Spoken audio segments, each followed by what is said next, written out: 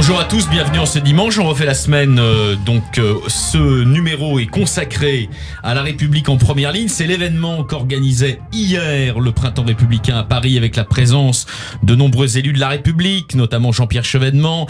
Sous la houlette de son président Amin El-Khatmi que nous recevons aujourd'hui sur Radio J. Bonjour Amin. Bonjour. Merci d'être là. Vous publiez simultanément un livre important sur lequel nous allons, avec mes camarades, vous interroger, Combat pour la France aux éditions Fayard. C'est une sorte de bréviaire de la résistance républicaine. Vous nous en direz évidemment un mot dans quelques instants. À mes côtés pour vous interroger, l'ami Gil Michaeli, directeur général du magazine Causeur et du magazine Conflit. Bonjour Gil. Bonjour. Je suis tenté de dire Boker Tov, mais il est un peu tard là en fait. Donc on va plutôt dire Erev Tov. Ça sera plus approprié.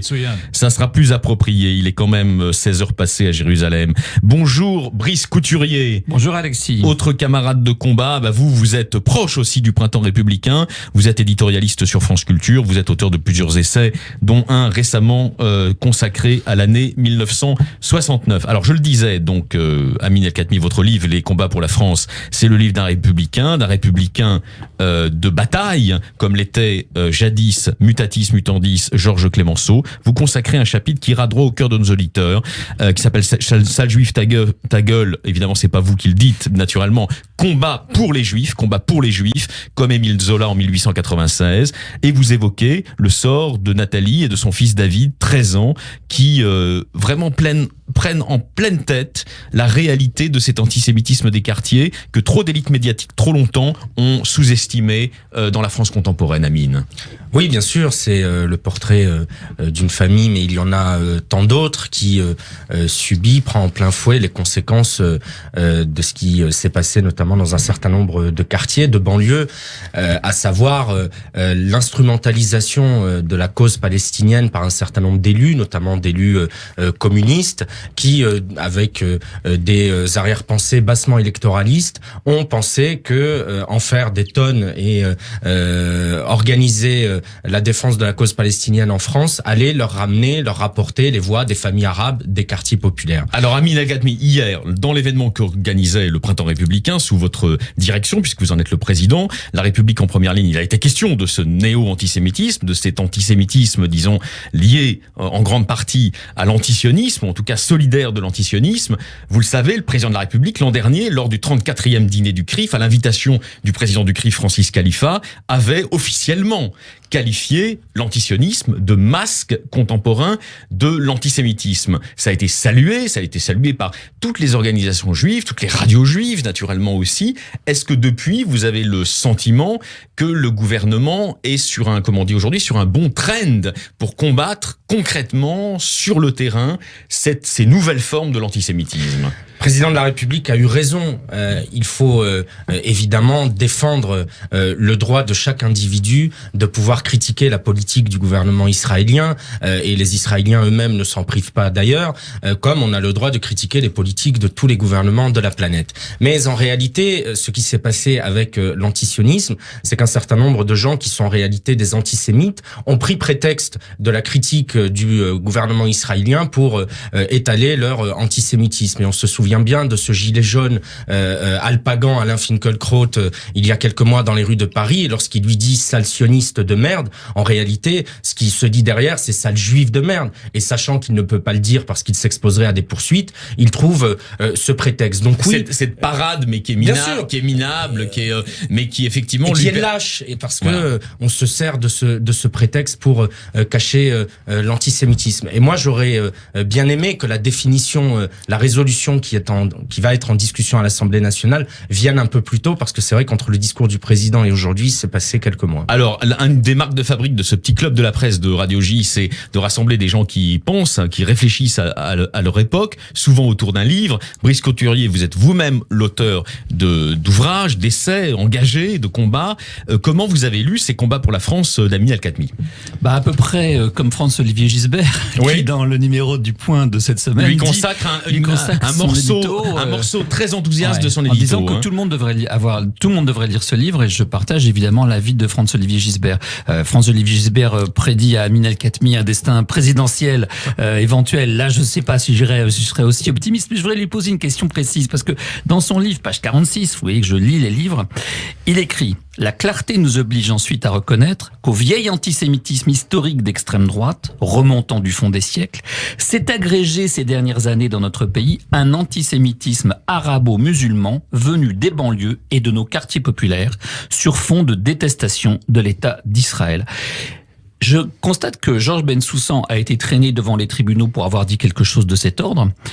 Vous craignez quoi vous-même, Amin El-Khatmi ? Rien. J'assume le propos, j'assume ce que j'ai écrit dans ce livre, et c'est y compris je relate ce que j'ai vécu. Je viens des quartiers populaires d'Avignon, d'une cité qui s'appelle la Reine Jeanne, qui est à l'image de la quasi-totalité des cités populaires de ce pays, c'est-à-dire qu'on y a installé des gens qui viennent des mêmes origines, des mêmes religions, qui partagent la même culture. Et en ce sens, l'État, la France, porte une responsabilité, parce que on peut pas aller déplorer ensuite le communautarisme, les ravages de l'entre-soi, que des gamins se sentent en marge de la société, alors que depuis tout petit, on les a mis là, dans ces cités. Et effectivement, dans un certain nombre de familles, dans un certain nombre de ces quartiers, le mot al-Yahoudi, qui signifie le juif en arabe, est utilisé comme une insulte, comme une injure. Et donc des gamins ont grandi avec la détestation des juifs, la détestation d'Israël, parce qu'on a écouté à la maison les éditoriaux d'Al Jazeera pendant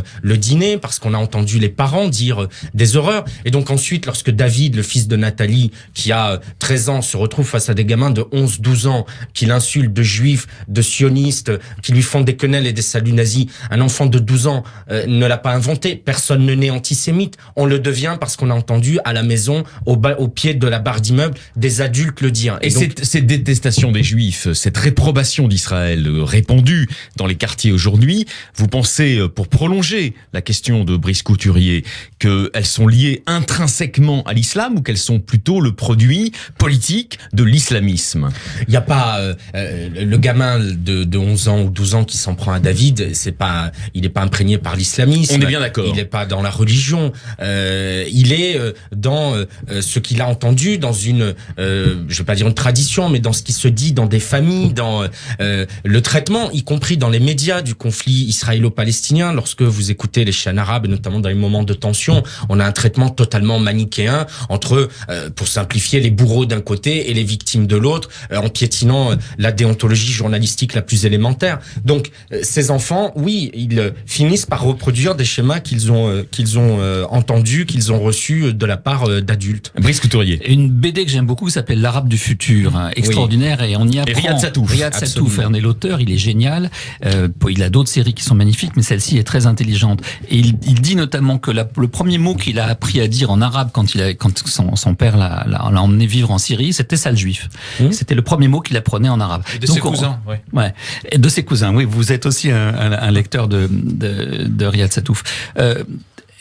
Comment on peut expliquer l'antisémitisme chrétien ou français, disons, on le connaît bien, il remonte extrêmement loin, on en connaît l'histoire, mais cet antisémitisme qu'on dit nouveau, venu du monde arabo-musulman, est quand même assez paradoxal, parce que comme vous le dites vous-même, on aurait pu mettre en avant la coexistence extrêmement pacifique et productrice d'une culture extrêmement intéressante sur le plan musical et pas seulement, entre le monde arabo-musulman et le monde juif, qui ont coexisté de manière assez harmonieuse pendant un certain temps.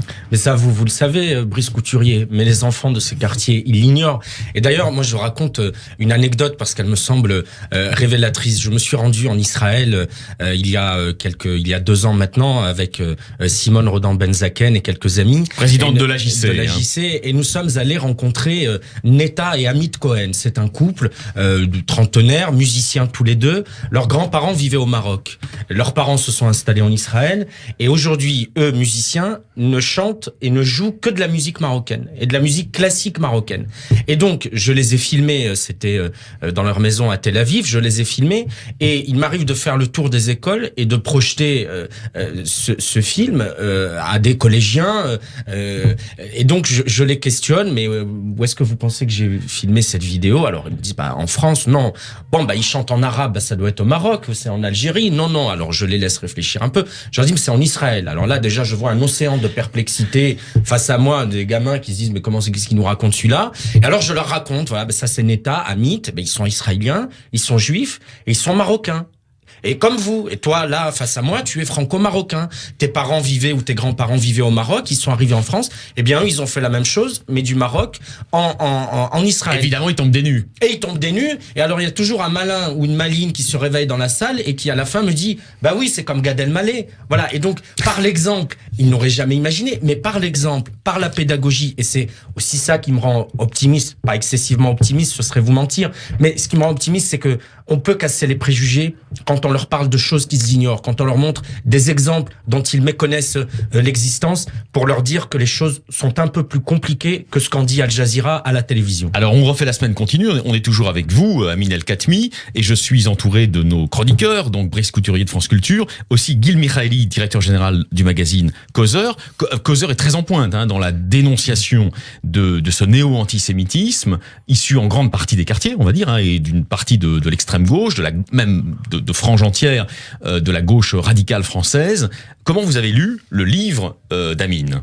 Alors, en fait, ce qui m'intéresse, le livre est excellent, très intéressant, limpide, des arguments sont très plein d'instantanés en quelque sorte. Exactement. Idéologiques. Voilà. Mais en fait, je voudrais passer un petit peu du livre à l'auteur. Et je vais commencer par un autre livre que j'ai lu il y a quelques années, qui s'appelle Ma part de Gaulois, de chanteur de Zebda. Oui. Zebda. Majid, le nom m'échappe, mais... Oui, je vois de qui vous parlez. Et lui, et ça nous permet d'élargir un petit peu, lui, qui est né en 72-63, s'installe avec sa famille dans un quartier populaire de la banlieue toulousaine. Donc, au moment où HLM et banlieue n'est pas ce qui c'est aujourd'hui, c'est plutôt l'avenir, les conforts, les R3, les R4, pas les comment on appelle ça, les T3, les T4, etc. Ouais. C'était un petit peu la terre promise de classe populaire en pleine ascension sociale. Et ce qu'il raconte, c'est que dans son quartier, quand il avait à peu près une petite dizaine d'années, donc on est avant 74, avant l'arrivée des familles de travailleurs massifs de travailleurs marocains et algériens. Exactement, donc on est encore avant ces moments-là.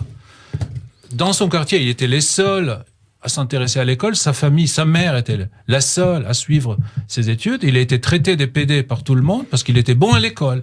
Et l'atmosphère dans les autres foyers était, de toute façon, on est là pour profiter des Français quelques années. Il y avait une sorte d'hostilité cachée.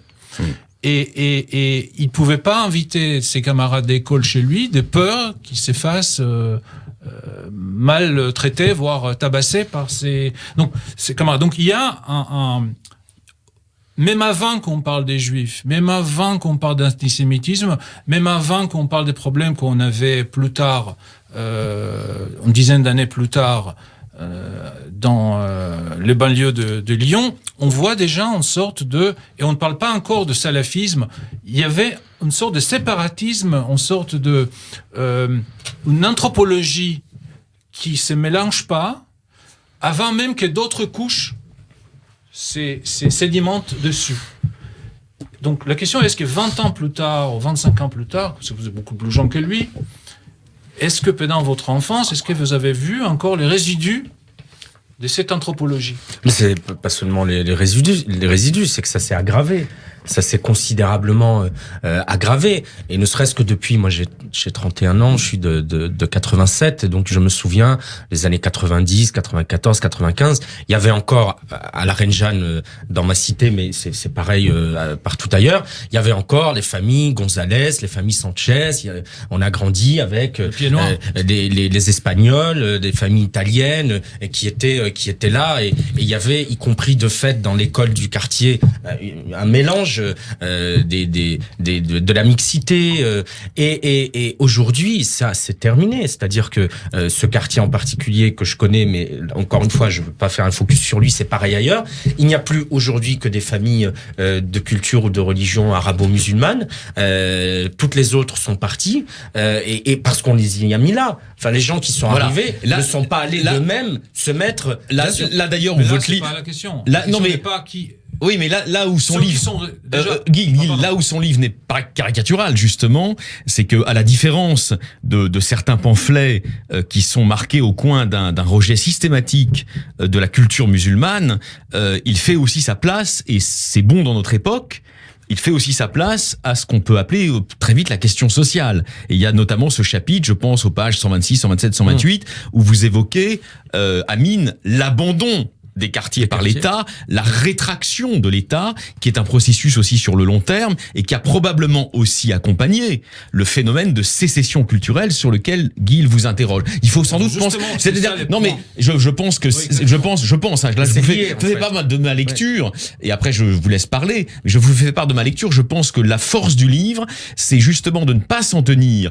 on va dire, à un réquisitoire style Figaro Vox contre les musulmans de France, mais de le compliquer par la prise en compte de cette question sociale et notamment de ce problème de la réduction de la place de l'État dans certains quartiers. Il évoque notamment ces 50 ou 80 quartiers où le regard des habitants sur l'État et sur les pouvoirs publics changerait si on leur montrait très concrètement sur le terrain, vous voyez Guy, que il y a une aptitude des politiques à agir en faveur de leur statut et de l'amélioration de leur statut. Et d'ailleurs, je reboucle aussi, car Amine, c'est un secret pour personne, connaît bien Manuel Valls. Lorsque Manuel Valls était Premier ministre, il avait prononcé des mots entre guillemets polémiques, mais c'est aussi d'ailleurs c'est aussi la grandeur d'un responsable public de savoir parfois porter la plume dans la plaie. Et il avait dit il y a un apartheid territorial. Que n'avait-il pas dit? Alors tous les bien-pensants lui ont fait la leçon. Le Figaro lui a fait la leçon, bien sûr, en lui disant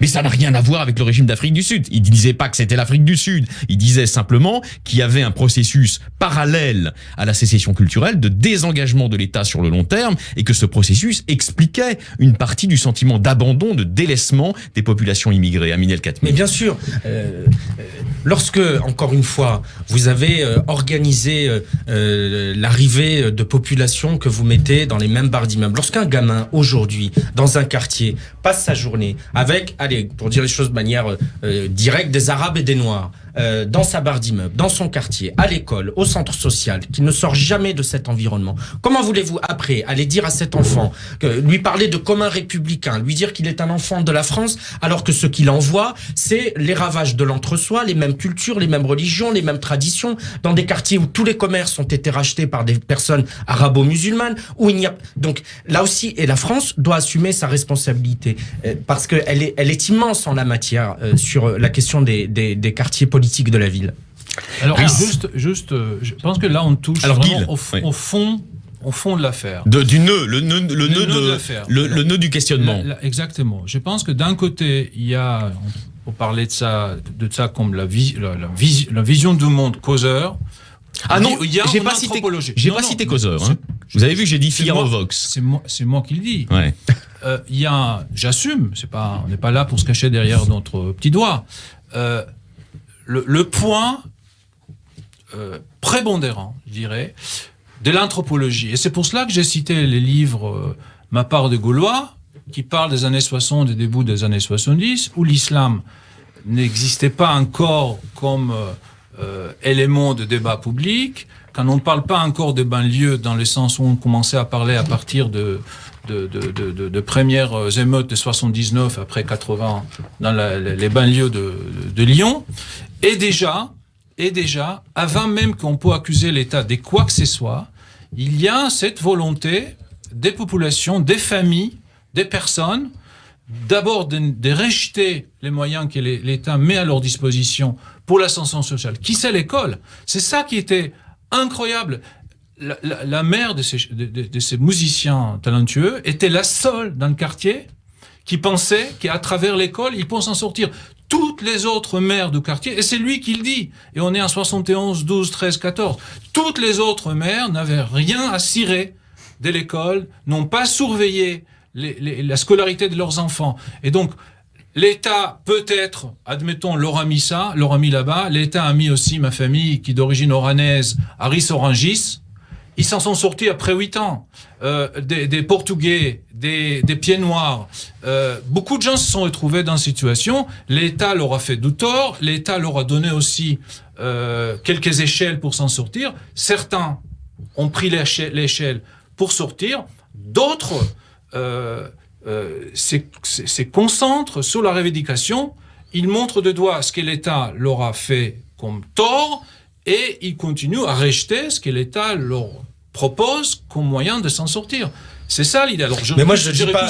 Je dis pas. Et c'est le problème aussi avec Macron. Macron pense que tout est fréquence des RER, job et logement. C'est pas comme ça que ça se passe. Tout n'est pas que fréquence du RER. Vous avez des villes. Et Macron, il est trop sur un logiciel socio-économique d'après vous. Oui, mais pour répondre, c'est pas qu'une question de RER. Vous avez aujourd'hui des villes comme Saint-Denis, comme Trappes, comme Bagnolet, comme Bobigny, qui sont aux portes de Paris, qui sont très bien desservies par les transports en commun. Et franchement, on peut pas dire qu'on ait l'impression que dans ces villes-là, l'esprit républicain règne et que la concorde républicaine soit présente. Exactement. Et encore une fois, je pointe la responsabilité de l'État, mais je ne conteste pas ce que vous dites. Évidemment, il y a des gens qui n'ont pas envie de s'intégrer. Évidemment, il y a des gens qui ont des discours victimaires insupportables sur la France, qui serait un pays structurellement raciste, structurellement islamophobe. Pourquoi Mais il faut leur demander à eux. Moi, c'est pas ce que je dis. Moi, je dis, moi, j'ai une immense reconnaissance à l'égard de ce pays. Une immense reconnaissance. C'est le pays qui a accueilli mes parents, qui les a protégés, qui m'a permis d'accéder à l'éducation, qui m'a offert des horizons et des possibles qu'aucun autre pays au monde ne m'aurait offert. C'est un pays tolérant. On me dit la France est raciste. C'est un des pays où il y a le plus de mariages mixtes au monde entre des gens qui viennent de cultures et de religions différentes. Non, la France n'est pas raciste. Et moi, autant je peux avoir de l'écoute et de l'attention pour des gens qui peuvent se plaindre parce qu'ils ont eu le sentiment d'être maltraités, autant je condamne ceux qui sont dans un discours victimaire anti-France, parce que non, ce pays n'est pas un pays raciste et islamophobe. Alors, rapidement, avant la coupure publicitaire, Brice Couturier, je vous vois piaffer. Le débat est passionnant. Comment vous trouvez qu'il met le curseur, Amin El-Khatmi, justement entre, disons, le victimisme qu'il rejette naturellement et l'essentialisation négative de l'islam qu'il rejette aussi. Bien sûr. Non, j'ai lu pas mal de bouquins, évidemment. En ce moment, il y a beaucoup de livres qui nous racontent ce qui est en train de se passer, cette espèce de sécession des quartiers, et le livre d'Amin El-Khatmi en fait partie. Mais ce qui m'a frappé dans le livre d'Amin El-Khatmi, par rapport aux autres, et ce qui fait sa supériorité dans son livre Combat pour la France, c'est que lui, il est parti sur des enquêtes de terrain, mais qu'il est capable de théoriser à partir de ce qu'il a vu. Il a interrogé des gens, il les cite nommément, donc c'est pas des fantômes comme on fait souvent dans la presse pour nous raconter des histoires, c'est basé sur des enquêtes de terrain, et surtout, Amin El-Khatmi est un élu politique local, c'est donc quelqu'un qui a en vue des solutions, qui se contente pas de nous montrer là où sont les problèmes, mais qui nous propose des solutions concrètes et pratiques, basées sur des expériences de terrain. Il y en a deux qui m'ont vraiment intéressé en particulier. C'est la reconquête des espaces publics dans les cours de récré. Quelque chose qui est en train de se produire d'effrayant, c'est que les filles sont interdites dès l'école primaire de certains endroits parce que c'est réservé aux garçons. Et quand ça commence comme ça, on sait comment ça va finir dans le reste de la ville, évidemment. Qu'est-ce qui vous a... cette histoire de reconquête de l'espace de la cour de récré, vous pouvez nous le raconter, Amin El-Khatmi? Alors, je m'interpose non pas pour récuser votre question, elle est formidable, elle va nous permettre d'avancer, mais je vous m'autorisez, avant qu'il vous réponde, on fait une courte page de publicité pour respecter à minima le conducteur que j'ai donné à nos amis de la technique.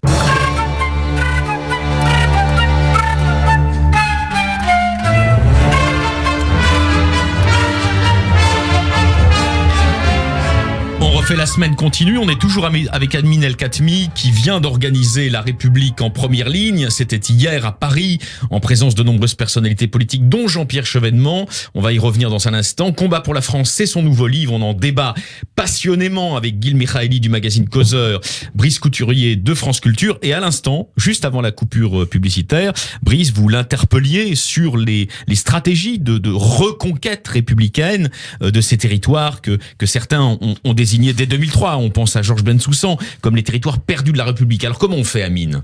Alors c'est une expérience qui a été menée à Trappes et qui aujourd'hui est en train d'être reprise. C'est un jeune élu qui s'appelle Thomas Urdi, qui est adjoint à l'urbanisme, qui est extraordinaire et qui m'a invité à venir voir ce qu'ils ont fait. Alors ils sont partis d'un constat, c'est qu'effectivement les cours d'école telles qu'elles sont organisées, dans 90% des cas, c'était le stade au milieu et donc le stade de foot et donc les garçons occupaient le stade de foot évidemment et les filles, les garçons un peu enrobés, tous ceux qui aimaient pas le foot se retrouvaient exclus et donc à devoir faire des trucs autour.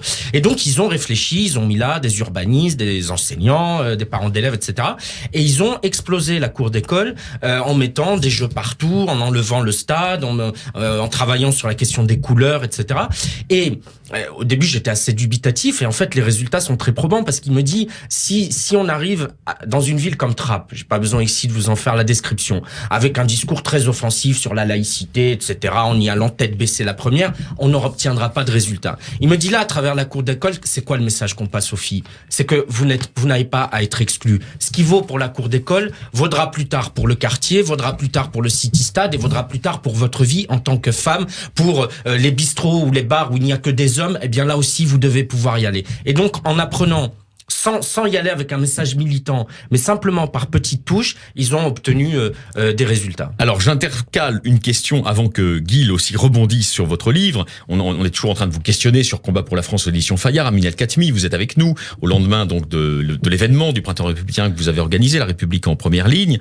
Un mot quand même aussi si on globalise, si on élargit la focale sur la France contemporaine, de la France comme territoire aujourd'hui décrit comme morcelé par les géographes et par les sociologues. Est-ce qu'on assiste au fond, là je pense par exemple aux thèses de Jérôme Fourquet, est-ce qu'on assiste à l'émergence de trois France au fond? La France des périphéries, des banlieues, la France du périurbain ou du semi-rural, et la France des centres-villes, qui toutes en quelque sorte se regardent désormais, si vous me passez l'expression, en chien de faïence. Et d'après vous, est-ce que le macronisme répond de manière opportune à cette fracture grandissante entre les trois France? Je serais injuste d'accuser le macronisme de ne pas apporter de réponse à ce qui est en réalité un problème structurel dont les causes remontent à 20 ou 30 ans, ça fait 40 ans. Voire même, vous l'avez dit tout à l'heure, bien plus encore. Et donc je serais injuste de dire que le gouvernement n'a rien fait. Oui, l'archipel français l'a montré. Il y a aujourd'hui la crise des Gilets jaunes en a été un révélateur terrible. Car souvenons-nous de quoi partait-elle? D'une banale taxe sur le diesel. Et finalement, des gens, je suis allé à Moulins dans l'Allier. Qu'est-ce qu'ils me disaient à Moulins? Ils me disaient mais attendez, leur histoire de taxe. On avait des gens qui depuis Paris, avec des métros jusqu'à 2h du matin, des Vélib, des Véloves, des bus de nuit, avec des médecins à chaque coin de rue, des services publics, etc. m'expliquent à nous, dont les transports en commun se terminent à 19h30, dont la clinique a fermé, dont le médecin est à 10 km, qui débauchons du travail à 22h, qu'il fallait qu'on achète une voiture électrique à 20 000 euros alors que l'on gagne 1 500 euros. Et comment a-t-on pu imaginer qu'une telle absurdité allait pouvoir passer sans qu'elle ne crée la révolte dans le pays? Voilà ce qui s'est passé. Aujourd'hui en France, il y a ceux qui croquent et ceux qui craquent. Mais ils craquent, bien sûr. Je sais pas s'il y en a qui croquent, mais il y a des gens qui craquent. Et puis pour les troisièmes, vous l'avez dit, les banlieues, tout un tas de gens ont espéré qu'il y ait une convergence dans les rues de Paris entre, les gilets jaunes de Trappes et de Saint-Denis et les gilets jaunes du périurbain. Elle n'a pas eu lieu parce que dans les banlieues, ils ont encore d'autres revendications, encore d'autres problèmes, encore d'autres attentes qui ne sont pas les mêmes que celles des habitants de l'Allier ou du Gers et qui ne sont encore pas les mêmes que celles chez moi dans le Vaucluse ou dans les Bouches-du-Rhône. Guil Mikhaëli, directeur général du magazine Causeur. Encore une question sur votre parcours personnel. J'ai l'impression, j'ai regardé un petit peu l'histoire de votre compte Twitter, qui est fin 2014, début 2015, il y a un changement, il y a une sorte de rupture. Qu'est-ce qui s'est passé? Les attentats, Charlie. Moi, jusqu'aux attentats, j'étais un jeune élu socialiste. Pas encore élu, un jeune militant socialiste, engagé antiraciste, SOS Racisme, pardon, et qui avait un peu le logiciel, sans aller jusqu'à accuser la France d'être un pays raciste ou islamophobe, mais j'étais, le parcours classique d'un jeune de banlieue. Et puis il y a eu Charlie. Pour moi, ça a été vraiment le choc.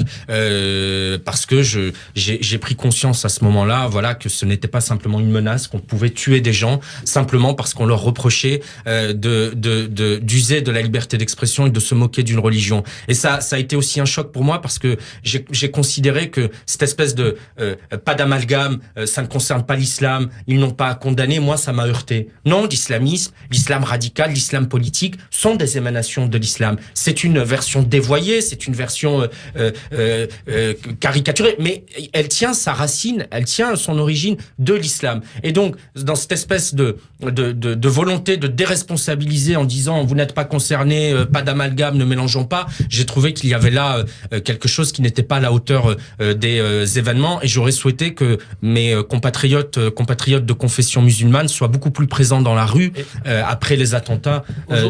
Pardon. Peut-être plutôt Brice Couturier de France Culture.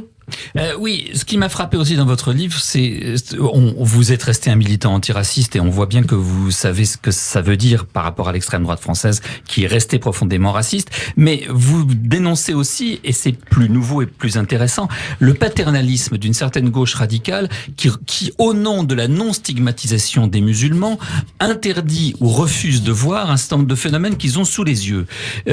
C'est très intéressant parce que je vois qu'aux États-Unis, le pays que je suis le plus pour mes chroniques de France Culture, il y a la même réaction au sein du Parti démocrate envers certains membres de ce même parti qui ont tendance de la même façon à excuser systématiquement les membres des minorités et à refuser de voir les délinquants parmi eux. Vous, le moins qu'on peut dire, c'est que vous ne le faites pas.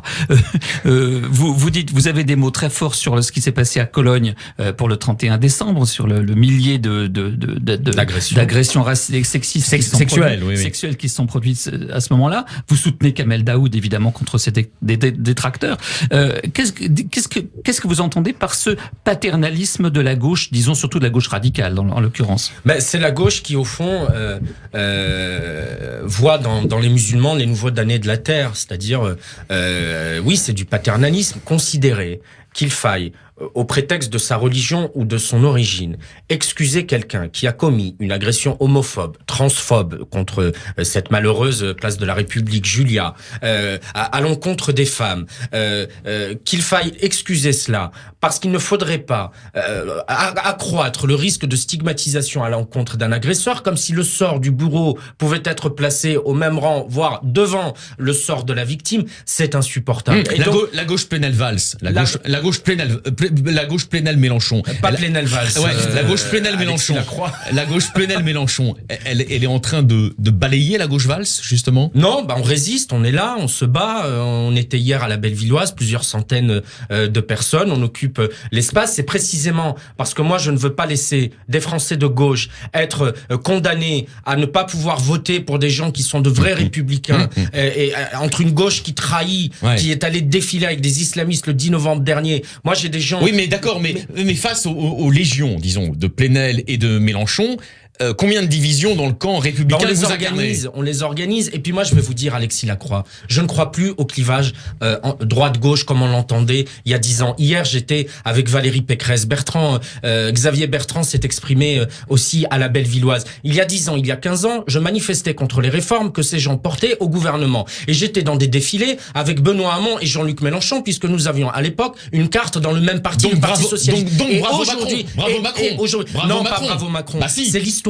C'est les faits, c'est les attentats, c'est la montée du communautarisme, c'est la montée de l'islam politique, ce sont les attaques contre les juifs qui font qu'aujourd'hui des gens qui étaient il y a 10 ans opposés se retrouvent d'accord pour défendre l'esprit Charlie, lutter contre l'antisémitisme, défendre la République, contre des gens qui ont trahi tout cela pour aller défiler avec des islamistes et récupérer des voix des quartiers. Oui, moi, aujourd'hui, je suis davantage en accord avec Bertrand, Pécresse et Barouin qu'avec Mélenchon et Hamon qui ont trahi leur combat de toujours. Gil Michaeli de Causeur. Et donc, est-ce que dans cet esprit-là, une alliance avec les Europe Écologie Les Verts est la meilleure chose à faire politiquement? Par exemple, nous avons parlé tout à l'heure de Trappes, de ce qui se passe par rapport à la mixité. On sait que le parti, les Verts ont en position pour le moindre problématique concernant la mixité. Il y avait un projet, une proposition à Paris pour aménager des heures séparées pour hommes et femmes à la piscine. Donc c'était pas uniquement les Verts de Paris, il y avait aussi la direction nationale. Quelle est votre position? Quel est l'essence de votre alliance avec les Verts dans l'optique de la laïcité et des combats Alors, mais républicains. c'est pas une alliance. On constitue une liste citoyenne à Avignon parce que la maire sortante, dont nous étions des adjoints, des alliés, a un mauvais bilan. Y compris moi sur cette question républicaine, elle est allée se rendre à un salon de la finance islamique. Donc pour moi, il était absolument hors de question de la soutenir. Et donc il y a effectivement une liste avec des gens des Verts, du PS, du PC, des gens de la société civile, y compris des gens qui soutiennent plutôt la majorité présidentielle.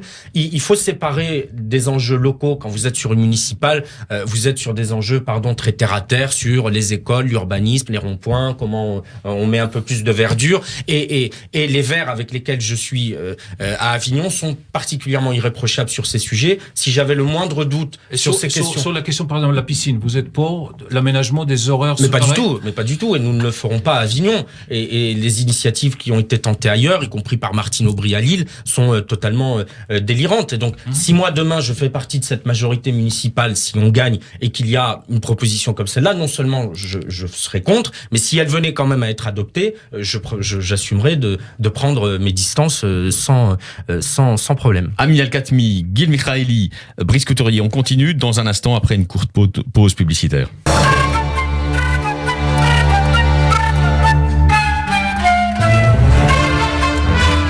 On refait la semaine continue, toujours avec Amin Al-Khatmi, donc président du Printemps républicain. C'est un intellectuel, mais c'est aussi un politique. Il l'a montré d'ailleurs à cette antenne. Il mange le micro comme un politique. Bravo Amin. En tout cas, on continue de vous interroger avec Guil Mikhaeli, directeur général du magazine Causeur, et Brice Couturier, éditorialiste à France Culture.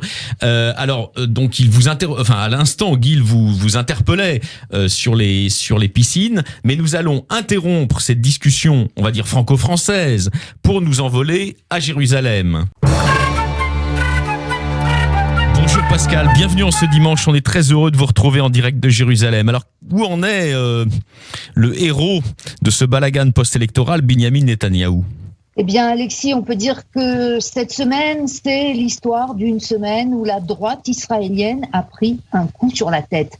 Non pas qu'elle soit menacée dans les sondages, au contraire, les enquêtes d'opinion publiées par les différents médias israéliens arrivent toutes au même constat.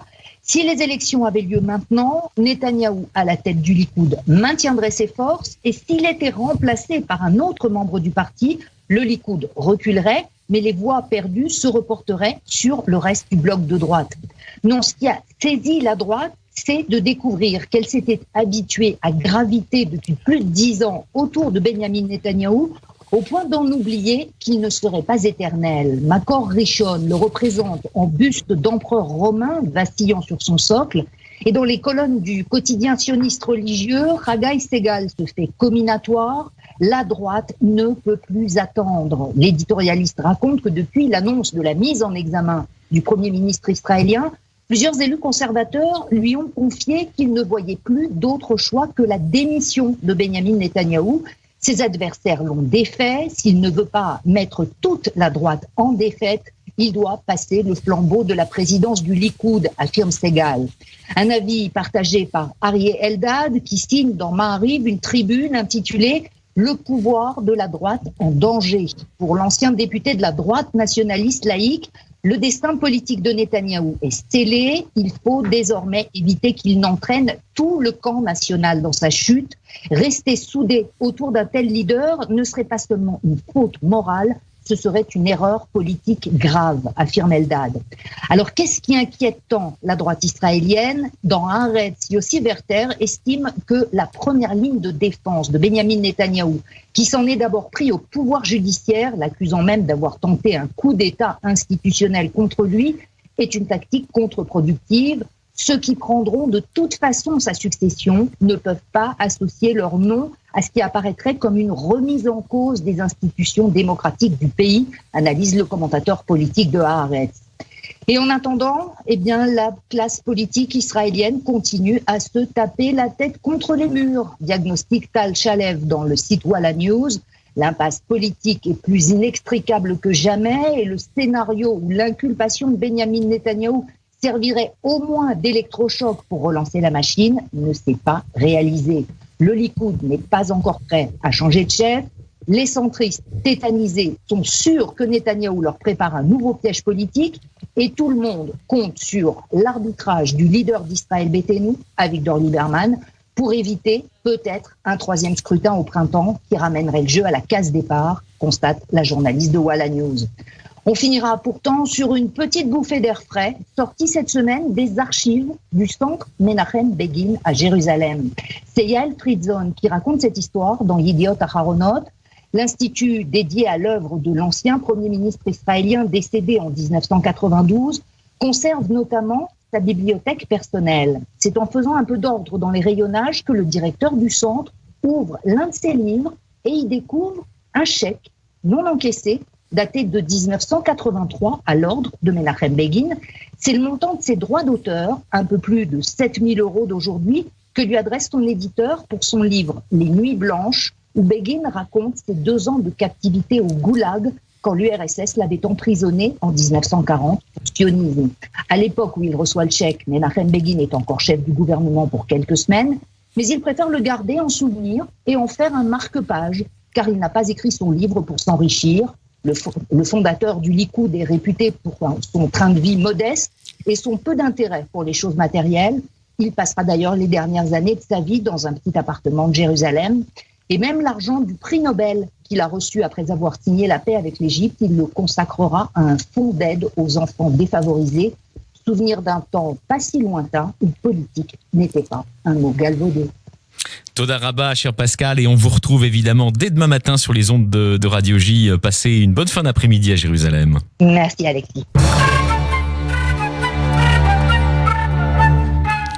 On est toujours avec Amin El-Khatmi, retour à Paris. Vous signez Combat pour la France. Vous êtes un ami d'Israël. Vous y êtes allé? Vous êtes inquiet?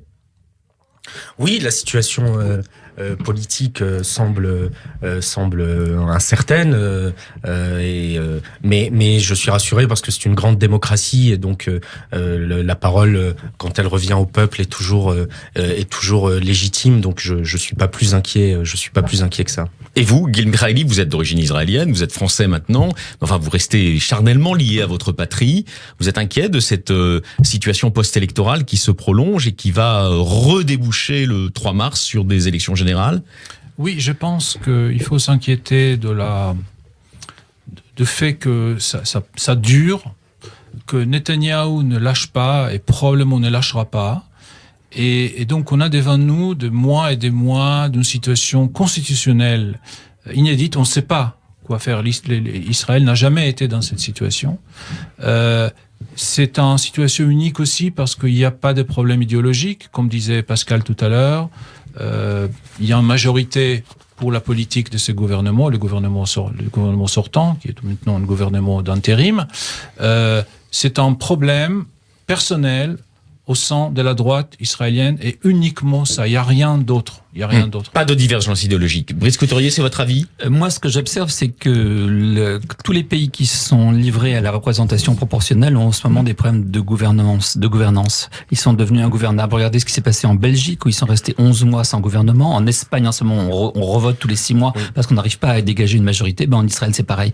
Mon conseil à la France, surtout, pas trop de proportionnel. Bon, je sais pas si Amin est d'accord avec ce conseil. D'accord en un mot? Moi, je suis pour une part de proportionnel parce que je trouve anormal que des millions d'électeurs de Marine Le Pen avec lesquels je suis en désaccord et ceux de Mélenchon soient représentés par 10 ou 8 députés respectivement. Donc pas la proportionnelle intégrale, mais un peu pour qu'il y ait une meilleure représentativité. Amin El-Khatmi, merci. Amen à Amin.